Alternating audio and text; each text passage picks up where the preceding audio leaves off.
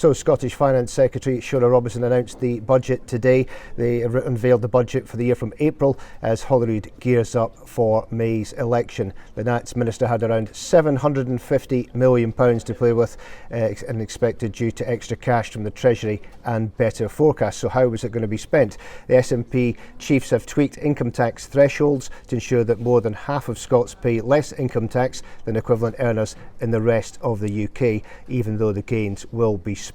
Robison said the entry points to the basic and intermediate rates under Scotland's six-band system would increase by 7.4% from April, and she said this would mean 55% of taxpayers pay less than in the rest of the UK. However, earners will still be hammered for more tax than south of the border once they hit £33,500 a year. This is slightly above the £31,136 median income in Scotland.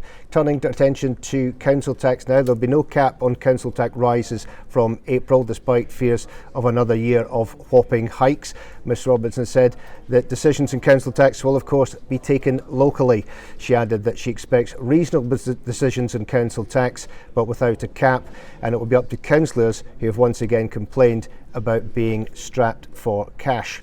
Now, mansion tax, this has come in. A mansion-style levy is to be introduced for Scotland's most expensive properties. It will mean 2 new council tax bands for homes worth more than £1 million, and that's going to be based on a new valuation. Currently, homes are placed in 8 bands from A to H, with H being the most expensive. However, there's been no re-evaluation since 1991. Some good news with regards to Scottish child payments. The Scottish child payment will rise with inflation to £28.20 per week from April.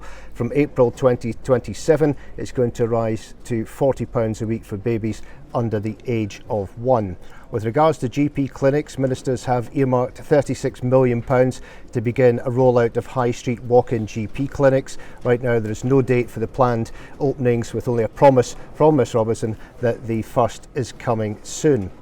Turning attention to schools, Mr Robison pledged a breakfast club for every primary and special needs school by August 2027. This would deliver a long delayed pledge which was made way back in the 2021 election and was meant to be in place by this year at the latest. The SNP manifesto in April 2021 said we will provide free school breakfast and lunches to every primary pupil in Scotland all year round and for all children in state-funded special schools in Scotland. Robison also promised to trial a programme of activities between 3 and 6 in some primary schools. Swimming lessons as well. The good news there, all primary school pupils will get swimming lessons under a universal Learn to Swim offer. The move comes following years of calls by the SNP to bring Scotland into line with England, where the national curriculum obliges schools to give kids swimming and water safety lessons. Robison also promised a summer of sport, with young Scots getting access to a range of free sports activities as the Commonwealth Games returns to Glasgow.